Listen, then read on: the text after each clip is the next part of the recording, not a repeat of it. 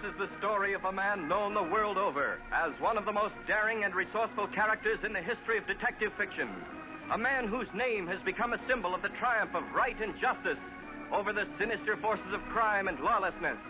Nick Carter, Master Detective.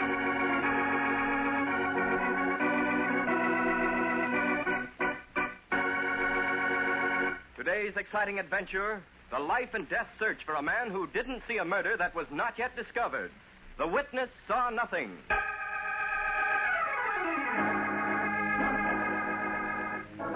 Jefferson Heights is a suburb of the city that's still half country.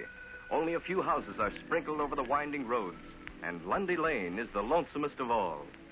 There is a small white cottage at the end of Lundy Lane, and in it Mrs. Peter Grogan, a small white-haired lady, is entertaining her first visitor in many days.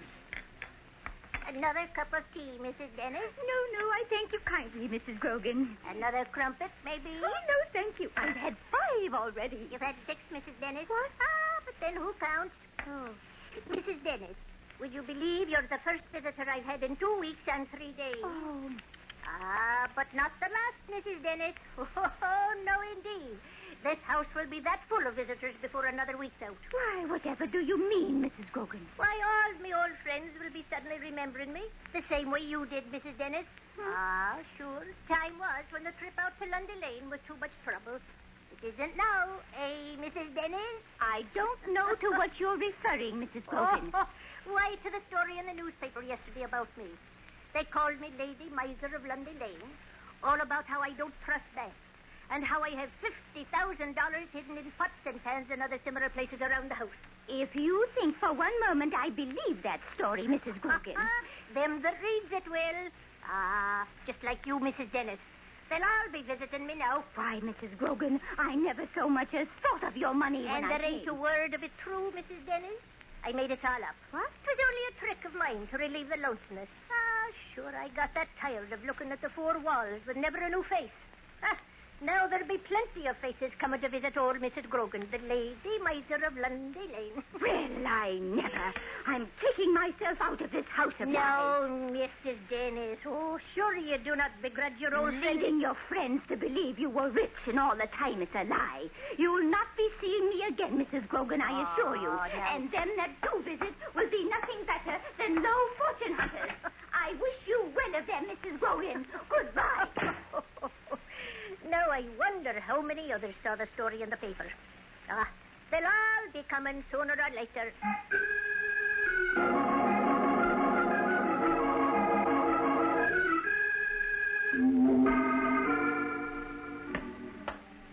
Now, don't act nervous, Wilson. Just make like we're a couple of businessmen with a little proposition. Yeah, I get it. Okay, Cash. Ring the bell.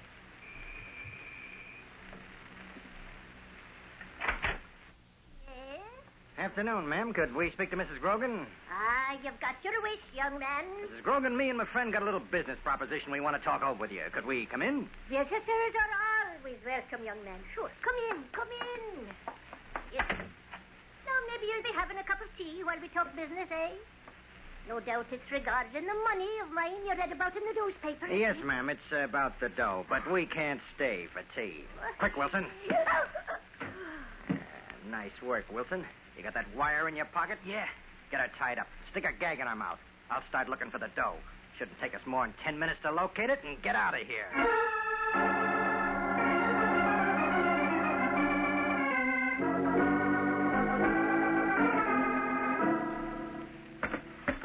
Yeah, 10 minutes, he says. 10 minutes. Cash, we've been looking through this place for half an hour. I know. The dough ain't here. It's gotta be here. You heard her talking about it when we came in. Well, if it's here, we can't find it. This is no good, Cash. We're wasting our time. Come on back to the living room. Look, we already been through it 4 times. I know. This time we're gonna ask Mrs. Grogan to find the dough for us. She ought to come too by now. Yeah, her eyes are open. Give me a sap. Yeah, here. Listen, Mrs. Grogan. My friend's gonna take the gag out of your mouth. You see this sap in my hand? It's a leather bag full of steel shot. You try to yell, you get slugged in the head with it. Got that? Take the gag out, Wilson. Okay. What do you want? Why did We want the dough, Mrs. Grogan. The 50 grand you got stashed away in this house. Where is it? There isn't any money. Don't give me that. I've been lied to by experts. Where's the dough? Where you got it hid? But I tell you, I haven't any money. It's all a mistake. Says you. You're crazy. There isn't any money. There never was any $50,000. It's just a newspaper story. It's all a joke. Hey, there's somebody at the door. You old biddy, I'll shut you up. That'll keep you quiet for now. Gee, Cash, you slugged it too hard. I think you killed her. Yeah, she's dead, ain't she? Well, she must have been pretty feeble if that little tap I gave her croaked her. There's the doorbell again. What do we do? Keep quiet. Whoever it is will go away. Yeah, but maybe whoever's at the door heard her yelling. Look, I don't want to get caught in here with that corpse. Shut your mouth and keep quiet.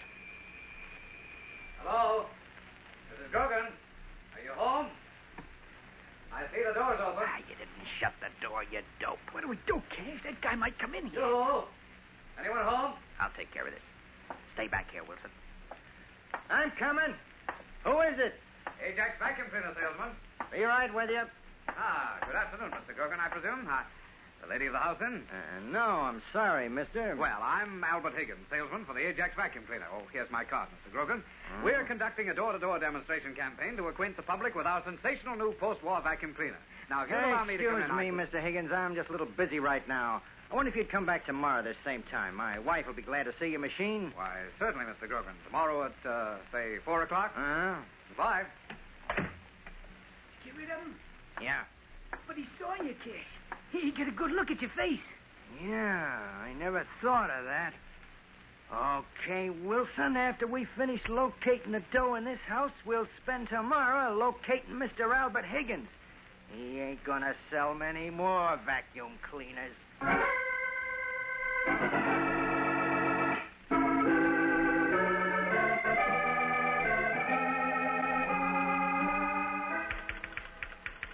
bullet removed from the wound was a .255 45 automatic slug of the type known as...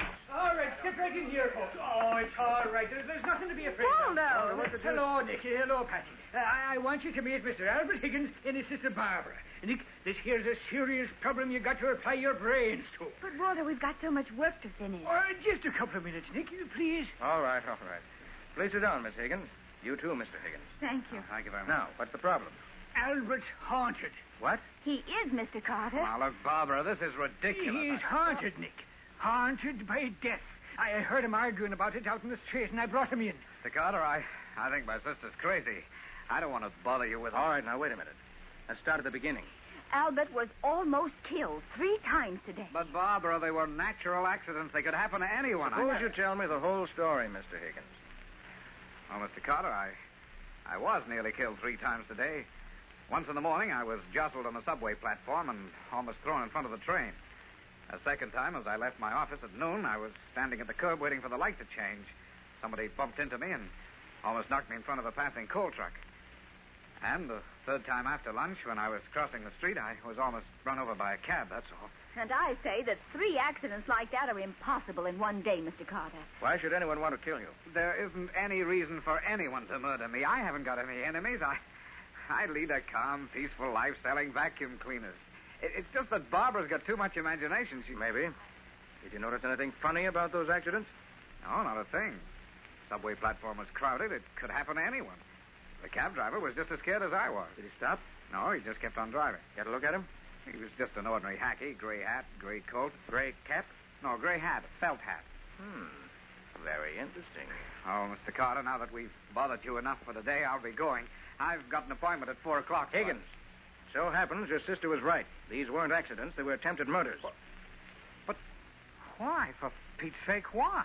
I don't know. Maybe you've got enemies you don't know about. Or maybe you saw something you shouldn't have seen. Maybe you heard something. Where were you yesterday? I was making the rounds up in Jefferson Heights. I sell vacuum cleaners. So... Nick, I'll bet he saw something in Jefferson Heights. Oh, the only thing I saw was customers. All right, we won't argue about that now. Higgins, I want you to go home. Your sister will go with you. So will Waldo. Waldo, you're the bodyguard. Nick, why do I always get the dull jobs? You brought this case in. You work on it. Guard Higgins. But, Mr. Carter... Higgins, you must know something that someone doesn't want you to tell. That something may cost you your life unless I can prevent it. So go home and try to remember what it is. I'm going down to headquarters to see if I can find anything that might help your memory.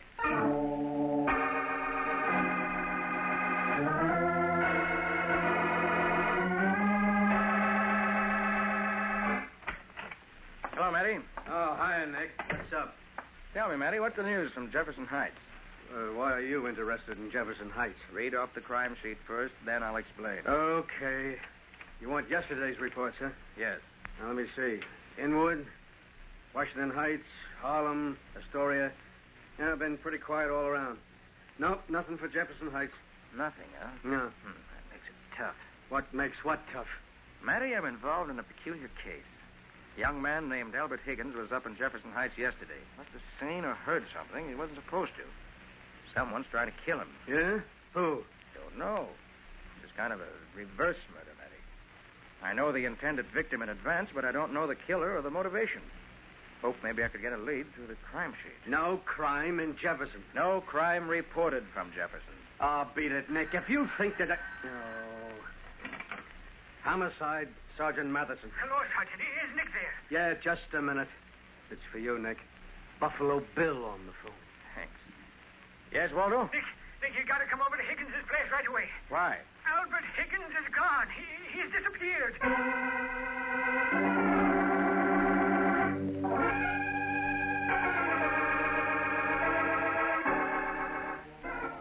Nick, I tell you, it happened like a thunderbolt. I don't know how it happened. All right. Take it easy. Now let's have the story. We took a cab home, Mr. Carter. Albert was pretty angry, but Mr. McGlynn here insisted he follow your orders. That I did, Nick boy. And when we got out of the taxi and started up to the apartment, Albert said he wanted to get some cigarettes. So you let him go alone, huh? Well, it was just at the corner, Nick. I thought... Yes, I know. You and Miss Higgins started up the stairs to this apartment. You didn't realize anything was wrong until you got up here. Albert wasn't following, so you ran back to the corner store, right? Right, Nick, and he was gone. Did you ask the store man what happened to him? There wasn't a soul in the store. No one in the store. Let me have that phone. Oh, here you are. Waldo, you've been pretty stupid today. But Nick, How many stores have you ever seen with no one in them in the middle of the day? Nick Carter's office. Patsy, Nick, get this and get it fast. Uh-huh. Call the Ajax Vacuum Cleaner Company. Tell them you must have a record of the calls Albert Higgins made yesterday. He was a door-to-door salesman. He must have filed a list of those calls this morning. Right. I'll call you back in 10 minutes. Now, let's get moving, Waldo. We're going down to that store. But You idiot, you realize Higgins has probably been hijacked by the men who've been trying to kill him. If we want to keep him alive, we've got to do it in minutes.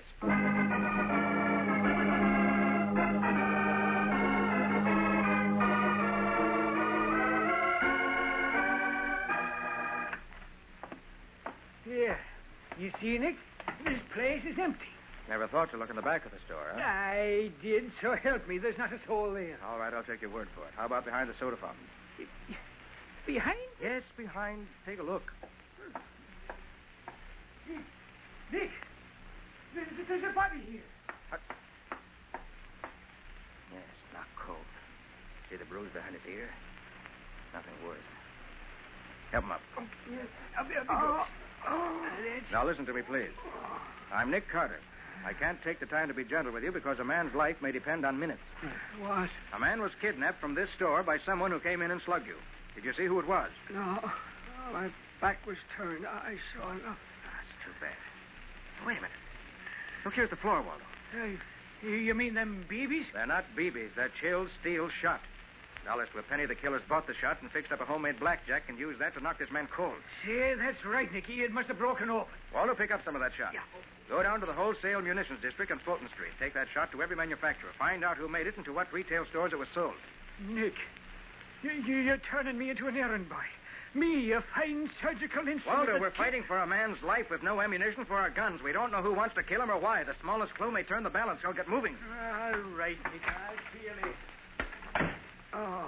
Oh, my head. Now, look, my friend. I'm going to make a phone call. And I'll have to leave you. But I'll send a policeman in to you on my way out. Thanks.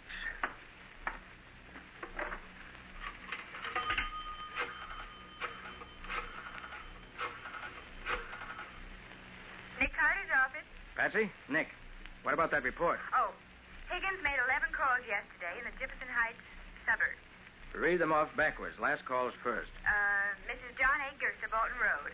Demonstrated vacuum cleaner from 4:30 to 5 p.m. Right. Next. Mr. Mrs. Peter Grogan, Lundy Lane, not at home. Her husband made appointment for her for following day at 4. That must have been the date he wanted to keep today. Next. Mrs. Allenby... Wait, hold it. Huh? Was that Mrs. Peter Grogan? Yes, Thought the name was familiar. That's the old lady who was written up in the paper 2 days ago. that's right, Nick. The lady miser of Lundy Lane. You say her husband talked to Higgins? Well, that's what the report says. There's something fishy right there, Patsy. I'm going up to Mrs. Grogan's house. Stand by for a report from Waldo. Well, what's fishy, Nick? Mrs. Grogan is a widow. There isn't any husband.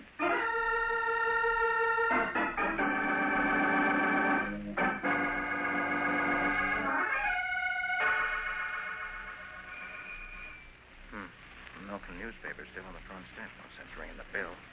Better not waste any time getting inside.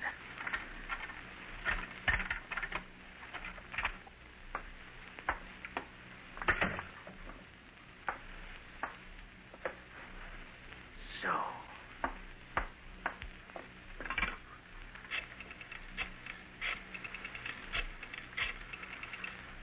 Homicide, Sergeant Matheson. Matty, this is Nick. Yeah? You better hustle up to Lundy Lane in Jefferson Heights, home of Mrs. Peter Grogan. What for? I found that unreported Jefferson Heights crime. It's murder.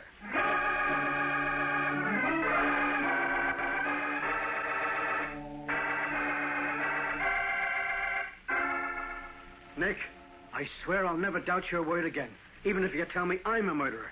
This is fantastic. One of the nastiest, rottenest murders I've seen in a long time. Yeah, some cheap Ginzel must have read about Mrs. Grogan's dough and tried to grab it. Then slugged her to death in the process. Well, look, Nick, where does Higgins come into the picture?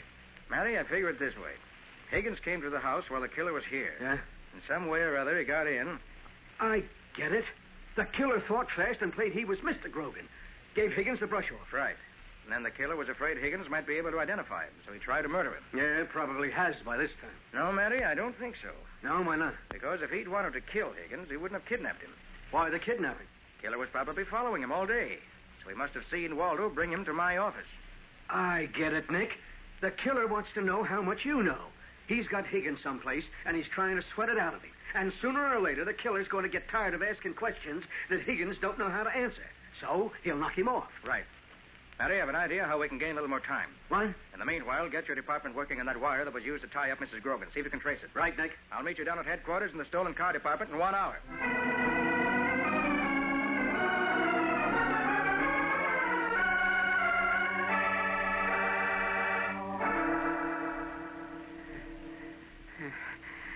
For heaven's sake.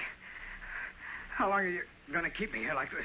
Until you're ready to talk, Higgins. You got no right to treat me like this. Keep me blindfolded, tied up, beating me. Now, what did you tell Carter about the murder? What murder? I tell you, I don't know anything about I told you not to hand me that line of guff anymore, Higgins. You know plenty. You told Carter. I want to know what you told him. Oh, I swear I never told him anything.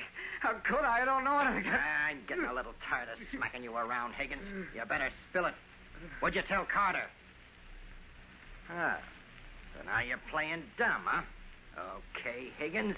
I guess maybe I'm finished asking questions. Maybe I better fix it so you can play dumb forever. Ah, is that you, Wilson? Yeah, Cash. Come on out here, quick. Okay. Well, what's the matter with you? Here, take a gander at these headlines tonight. Huh? Lady Miser of Lundy Lane murdered. Albert Higgins, key witness to murder, disappears. Yeah, and he's going to disappear for good. I made up my mind. We bump him, Wilson. We don't take chances. No, you don't understand, Cash. Read the rest. In an interview today, Nick Carter revealed that Albert Higgins had identified the murderer as George Spelvin, small-time crook and racketeer. A police dragnet has been set for Spelvin and also for his accuser. Ah, so that's what he told Carter. You see? We're in the clear, Cash. They can't put their finger on us. They're looking for the Spelvin character. Yeah, maybe you're right, Wilson. Maybe we better not knock off Higgins, Cash. Maybe if we bump him, we'll be killing our alibi. Let's just sit tight and see what happens.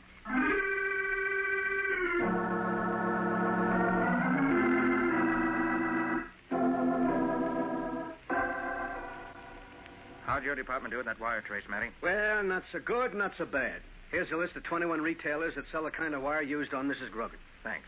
Waldo? Finish the trace on the steel shot, Nick. Patsy's got it. Right here, Nick. 17 stores sell that type of shot. Thanks. And I've got the list of the 14 cars reported stolen for today. What's stolen cars got to do with Higgins? He was almost killed by a taxi, Matty. And I know that taxi was stolen by the killer that was after him. Oh. Well, I'm going to read this list of stolen cars out loud.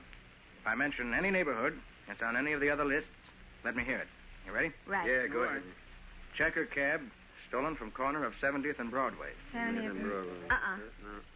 Packard cab, stolen from Bayonne Park District. Checker cab, stolen from Nelson Square District. I've got a Nelson Square here, Nick. Yeah, I got one, Nick, right here. Galvanized iron wire. 2 reels sold at Hanley's hardware store, Nelson Square. 10 pounds, number 7 chill steel shot. Sold to Adams Sporting Goods, Nelson Square. Cab stolen from Nelson Square. Shot bought at Nelson Square. Wire that bound Mrs. Grogan from Nelson Square. Matty, I think we've got our first break in this case. Gosh, Nick, you're right. Now, the connections are too obvious to miss. Killers evidently using Nelson Square as a base of operations. Let's get up there fast. I think that's where we'll find Albert Higgins. I only hope we find him alive.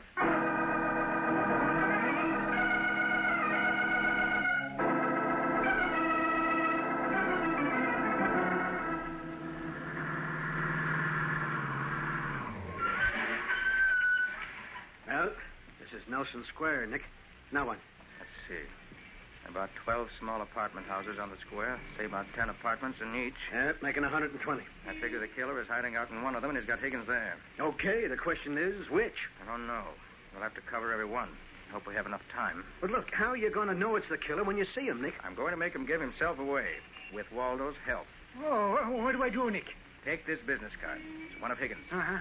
You're to go from door to door as Albert Higgins, vacuum cleaner salesman. Ah, I get you, Nick. When he hits the killer, the crook will be so surprised, he'll give himself away. Right. Especially in view of the fact that he's probably seen Waldo already. You ready, Wobble? I'm ready, Nick, but I prefer action. Not my old 44. Forget the 44. You sell vacuum cleaners. Leave the action to us.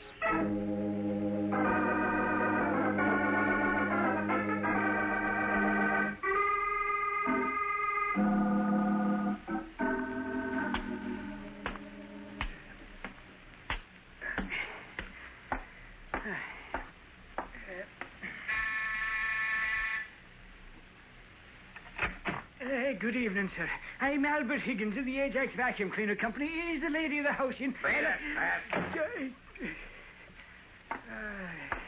99 wrong numbers. I'm beginning to get discouraged.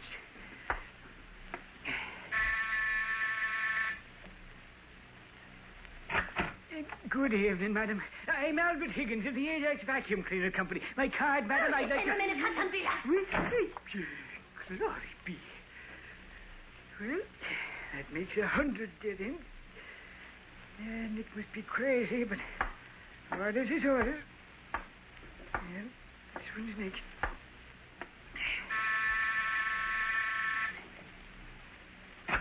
Good evening, sir. Is the lady of the house in? I'm Albert Higgins of the Ajax Vacuum Cleaner Company. Who'd you say you was? Oh, me card, sir. I'm Albert Higgins of the Ajax Vacuum Cleaner Company.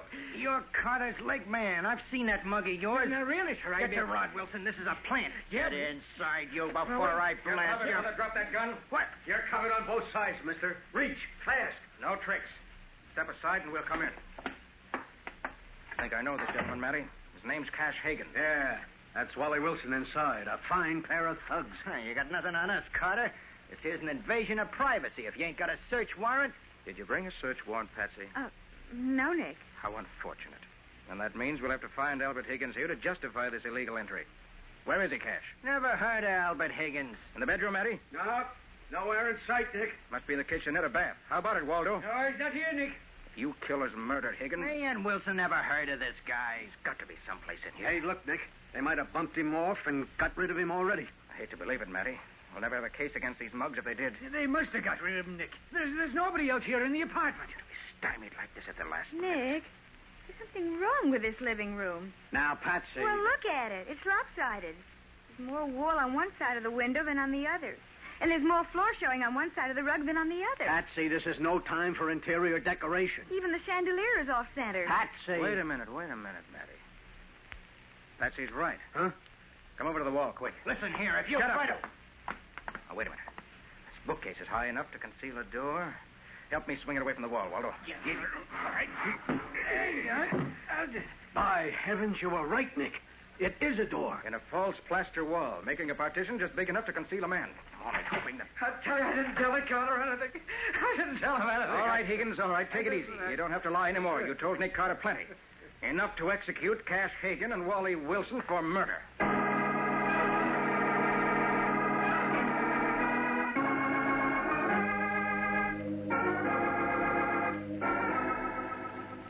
Nick, there's just one thing about this case that I don't understand. What's that, Patsy? When Albert told the story about those so-called accidents, how did you know they were attempted murders?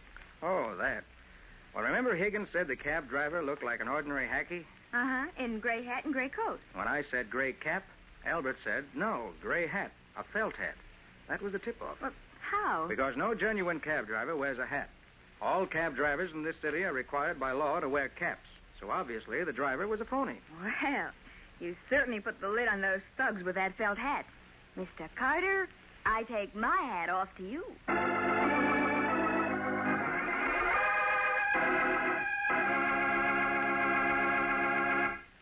Now, Nick, can you tell us something about next week's story? Well, Ken, next week I'm going to tell you about a brand new post-war racket that's robbing Americans of thousands of dollars and driving hundreds of Europeans to death. Nick found out about it when my janitor went to check a grocery order and disappeared.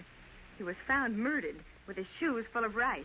What's rice got to do with murder and racketeering? You'll find out when you hear the case of the wholesale killer.